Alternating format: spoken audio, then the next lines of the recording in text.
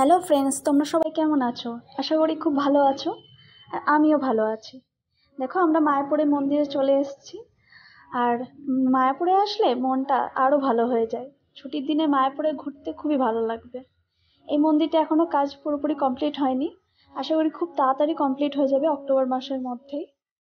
চলো ঘুরে দেখা যাক মন্দিরটা। আর একদম মন্দিরের সামনেই দেখো, লাইন দিয়ে অনেক রকমের দোকান রয়েছে, জামা কাপড়ের, ঠাকুরের জিনিসপত্র, খাওয়া দাওয়ার সব কিছু দোকান পেয়ে যাবে। একদম পর পর লাইন দিয়ে রয়েছে।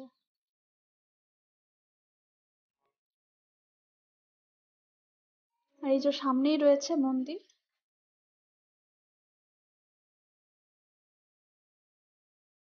এই মন্দিরের সামনে দেখো, রথ সাজানো হচ্ছে ফুল দিয়ে।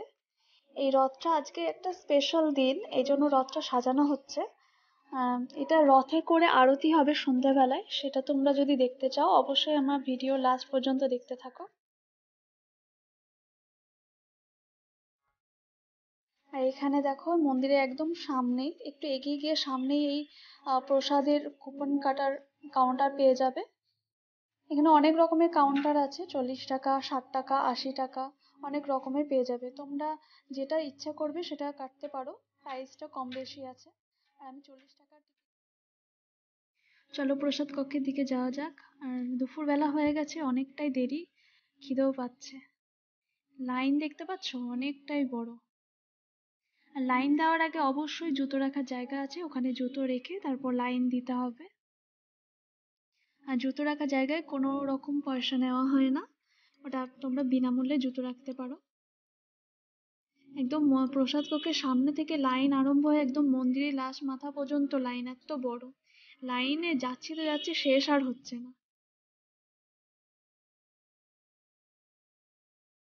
অনেক বড় লাইন, দেখতে থাকো তোমরা যে কত বড় লাইন।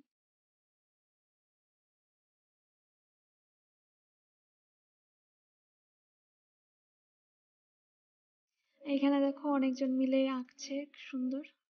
আর হ্যাঁ, একটা কথা বলে দিই, 40 টাকার কুপনে কিন্তু সবজি, ভাত, খিচুড়ি, ডাল আর চাটনি এসবই থাকবে। আর 60 টাকা 80 টাকার মহাপ্রসাদের মেনু আলাদা হয়। তোমরা যদি আলাদা কিছু খেতে চাও, তাহলে 60 টাকা বা 80 টাকার কুপনটা কাটতে পারো। আমরা সবজি ভাত খাবো, এই জন্য 40 টাকা কেটেছি। দেখো মন্দিরটা সুন্দর লাগছে। এটা মন্দিরের সামনের দিকটা, খুব সুন্দর লাগছে। সামনের দিকে এগিয়ে যাচ্ছি, এত লাইন। কিন্তু একটা কথা ভালো কি, এত লাইন হওয়ার পরও আমরা অনেক তাড়াতাড়ি প্রসাদ কক্ষের সামনে চলে এসেছি, বেশিক্ষণ দাঁড়াতে হয়নি। লাইনটা হয়তো অনেকটা বড়, একদম প্রসাদ কক্ষের সামনে থেকে লাস্ট মাথা অবধি, মন্দিরের সামনে অবধি, কিন্তু আমরা অনেক কিছুক্ষণ দাঁড়িয়েছিলাম, বেশিক্ষণ দাঁড়াতে হয়নি। নেক্সট বারে হয়তো আমরা ভেতরে চলে যাব।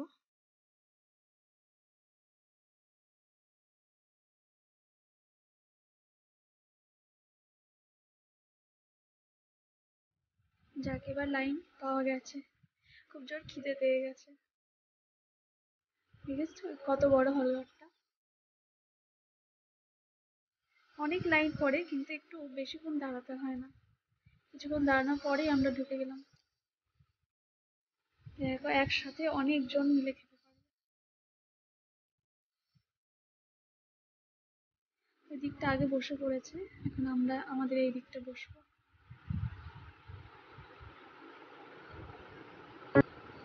খাবার দেওয়ার আগে দেখো পরিষ্কার করে নিচ্ছে, তারপর আমাদের খাওয়া দাওয়া হবে।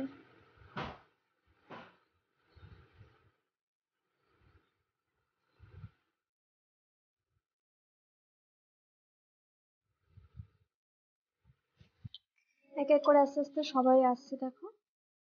এবার সবাই বসে যাওয়ার পর পাতা জল দিচ্ছে।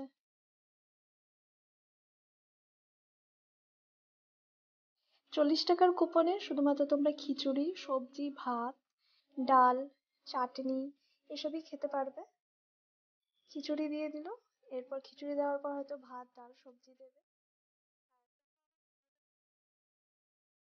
চলো, খাওয়া দাওয়ার পর তোমাদের সাথে আবার দেখা হবে।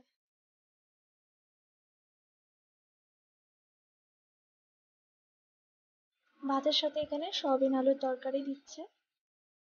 খাবারের টেস্ট কিন্তু দারুণ। তোমরা যদি মায়াপুর মন্দিরের ভেতরে থাকতে চাও তাহলে সব থেকে কম দাম হচ্ছে গৌরাঙ্গ কুটির। ওখানে মাত্র 112 টাকায় তোমরা 4 জন বা 2 জন থাকতে পারবে। চলো, খাওয়া দাওয়া তো হয়ে গেছে, এবার আমরা মন্দিরটা একটু ঘুরে দেখি চারিদিকে কি কি রয়েছে, কোথায় কি পাওয়া যায় সবকিছু ঘুরে দেখা যাক। আর আমার সাথে সাথে তোমরাও অবশ্যই এগুলো দেখতে থাকো।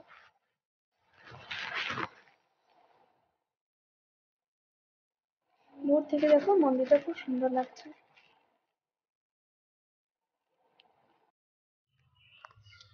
এই সামনে মন্দিরের সামনে এই মিউজিয়ামটায় তোমরা দেখতে পারো যে এই ধর্মের প্রচার কিভাবে বিদেশে গিয়ে ধর্মের প্রচার করেছিলেন।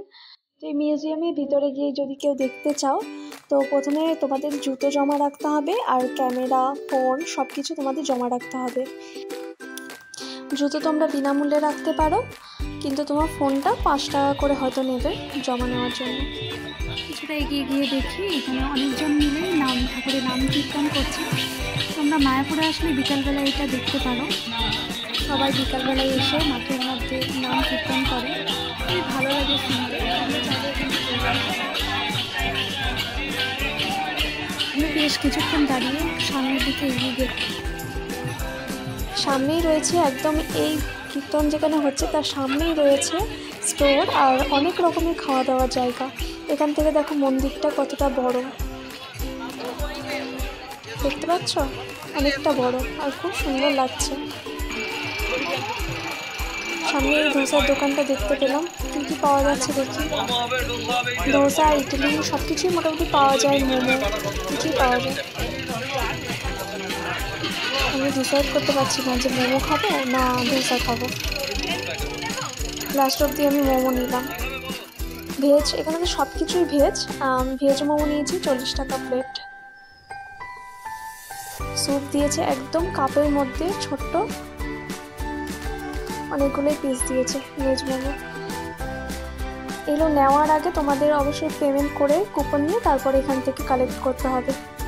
কিন্তু এই মোমো খেয়ে একদমই ভালো লাগেনি, দেখে মনে হচ্ছিল যে টেস্টি হবে, কিন্তু না, একদমই না। তারপরে এগিয়ে গিয়ে দেখলাম এই থিয়েটারটা, এটা নতুন মায়াপুরে, আগে এসেছিলাম তখন এই থিয়েটারটা ছিল না। চলো দেখি কত টাকা করে টিকিট নিচ্ছে। দেখো 40 টাকা করে টিকিট নিচ্ছে। আমরা 2 জন ছিলাম, এই জন্য 40 টাকা করে টিকিট কাটলাম, পার পার্সন 40 টাকা। চলো টিকিট কাটা হয়ে গেছে, এখন উপরের দিকে যাই। এখানে মনে হচ্ছে ফার্স্ট এপিসোড চলছে, এই জন্য সবাই দাঁড়িয়ে আছে। এখন কিছুক্ষণ অপেক্ষা করতে হবে। চলো তোমাদেরকে দেখিয়ে দিই যে থিয়েটার থেকে বাইরের ভিউটা কেমন লাগছে। দেখো সুন্দর লাগছে।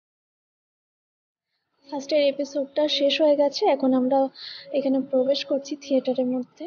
এখানে বেসিক্যালি তোমাদের দেখানো হচ্ছে যে সমুদ্র মন্থনের স্টোরিটা, যে দেবতা এবং অসুরের মধ্যে যে অমৃতের জন্য লড়াই হয়েছিল সেটাই তোমাদের কাছে এটা তুলে ধরা হয়েছে থিয়েটারের মাধ্যমে। তো এইখানে ঢোকার প্রথমেই বলে দেওয়া হয় যে ভিডিও করা নিষেধ আছে, কিন্তু তাও আমরা একটু ছোট করে ক্লিপ আমরা ভিডিও তুলেছি, তোমাদের সাথে শেয়ার করেছি, তোমরা দেখতে থাকো। আর সমুদ্র মন্থন এই ভিডিওটা কেমন লাগলো অবশ্যই তোমরা কমেন্ট করে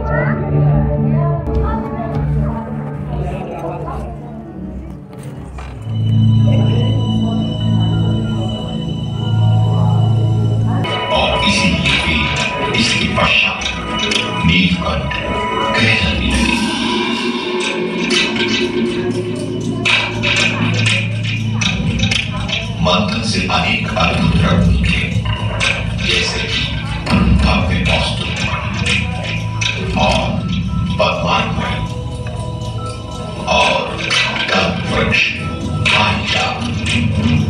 सुरभि गाय जैसे रहस्यमय प्राणी भी उत्पन्न हुए।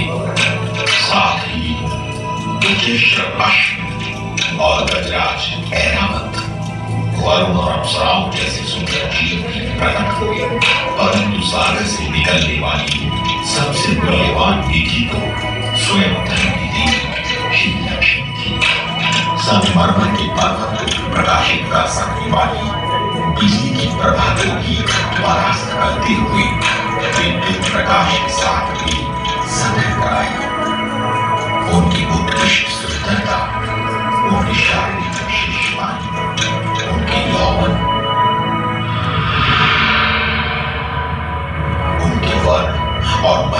कारण वे देवताओं, असुरों और मानवों सभी की इच्छित हो गई। तब माता लक्ष्मी ने कहा, हे मुनि, आप हर प्रकार के दिव्य गुणों और शक्तियों के स्वामी हैं।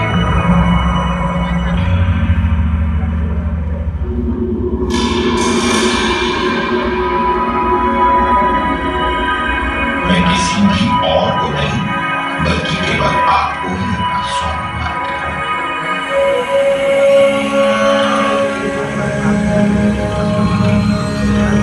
कृपया अपने साथ मुझे स्थान दें, जिससे कि मैं सदा आपकी सेवा कर सकूं।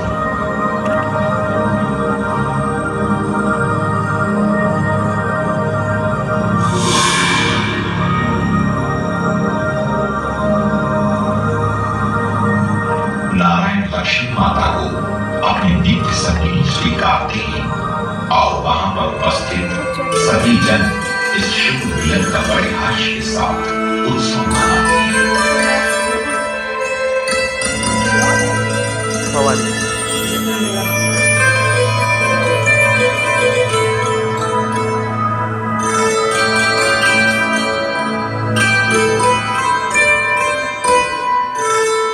मंथन पुनः आरंभ करने पर एक अति सुंदर व्यक्ति प्रकट हुए। वे देखने में हष्टपुष्ट थे और यौवन से पूर्ण एवं फूल मालाओं से सुसज्जित थे। उनका पूरा शरीर विशिष्ट गहनों से सजा हुआ था। भगवान धन्वंतरी अति ऐच्छिक अमृत का कुंभ लिए हुए थे।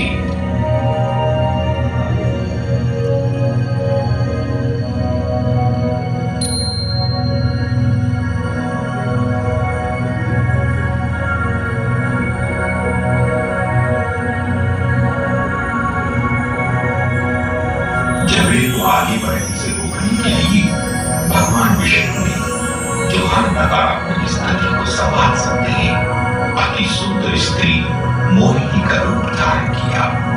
उनकी सुंदरता से योद्धाओं का लड़ने से ध्यान हट गया। तब मोहिनी ने कहा, मेरे प्यारों, अगर तुम मेरा कहा मानो तो मैं अमृत के वितरण का दायित्व लेती हूँ। राक्षस में आ गया और वेश बदलकर देवताओं के साथ अमृत पीने के लिए बैठ गया।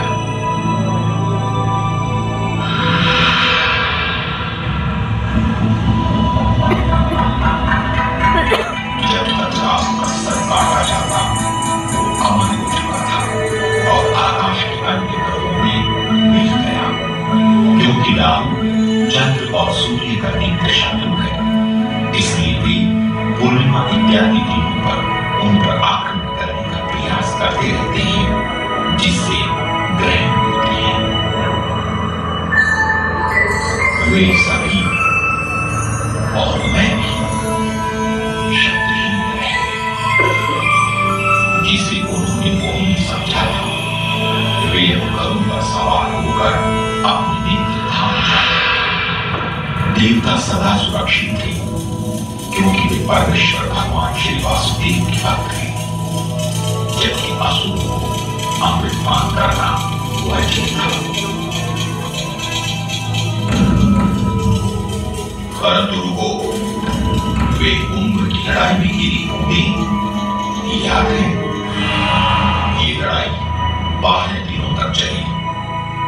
देवताओं का प्रत्येक दिन मानवों की 1 वर्ष के बराबर होता है और वे कुंभ के पीछे भागते हुए पृथ्वी की परिक्रमा कर रहे थे।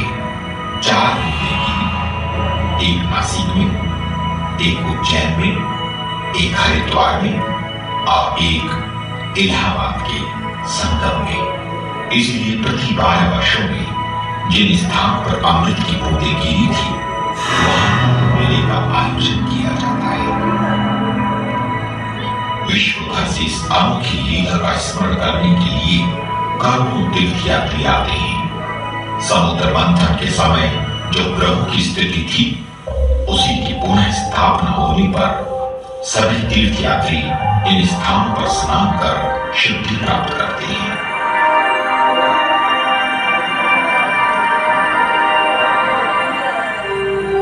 अब जो आपने इस कुंभ मेले की उत्सव की लीला सुनी है, ये स्मरण रहे कि भगवान नारायण अपने श्रद्धालु सेवकों की रक्षा करते हैं और उनसे द्वेष करने वाला कोई भी व्यक्ति किसी भी ठगी से अमर जीवन नहीं प्राप्त कर सकता।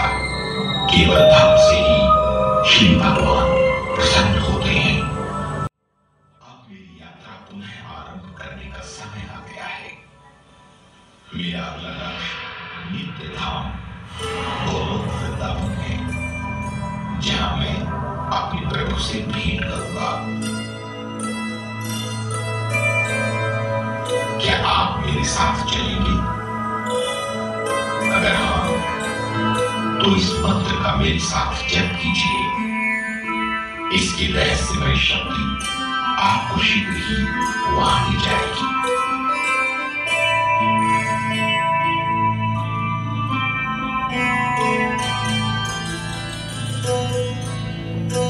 हरे कृष्ण कृष्ण कृष्ण हरे हरे, हरे राम राम राम।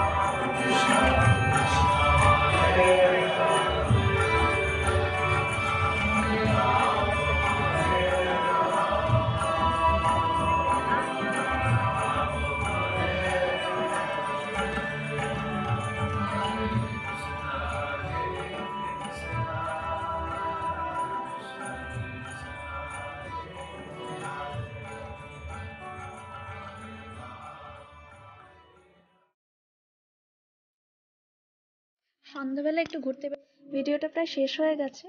আর এখান থেকে বেরিয়ে আমরা সামনে দেখলাম এটা ভেলপুরির দোকান।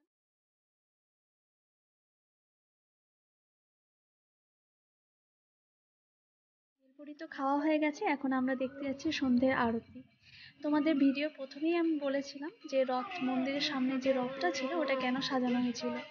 শনিবার করে তোমরা যদি আসো তাহলে এই রথে করে আরতিটা তোমরা অবশ্যই দেখতে পাবে, কিন্তু অন্য কোনো দিন হয় না, শুধুমাত্র শনিবারে এই আরতিটা তোমরা দেখতে পাবে। এরকম সুন্দর সুন্দর ইন্টারেস্টিং ভিডিও দেখতে আমার চ্যানেলটাকে অবশ্যই সাবস্ক্রাইব করতে হবে। আর ভালো লাগলে অবশ্যই লাইক, শেয়ার এবং কমেন্ট করে জানাবে। আমরাও জানতাম না যে শনিবারে এরকম আরতি হয় রথের উপরে। আমরা যে হোটেলে ছিলাম সেখানকার ওনার বলেছিলেন আমাদেরকে আজকে শনিবারে তোমাদের আরতি দেখতে পারো সন্ধ্যাবেলায়, এবং রথের উপরে আরতি হবে। এখান থেকে একটু এগিয়েই মন্দির আছে, সেই মন্দিরে তোমরা ঠাকুরের দর্শন করতে পারো এবং ওখানে কীর্তন হয়, ওখানে তোমরা বসেও দেখতে পারো। আমরা অনেকক্ষণ বসে দেখছিলাম, কিন্তু মন্দিরে ঢোকার আগে তোমাদের অবশ্যই জুতো রেখে যেতে হবে এবং ফোন, ক্যামেরা সব কিছু জমা রেখে যেতে হবে, তারপর তোমরা মন্দিরে প্রবেশ করতে পারবে। এই ভিডিওটা এই পর্যন্তই থাকলো, আশা করি তোমাদের খুবই ভালো লাগবে। দেখা হবে আবার আমার নেক্সট ভিডিওতে।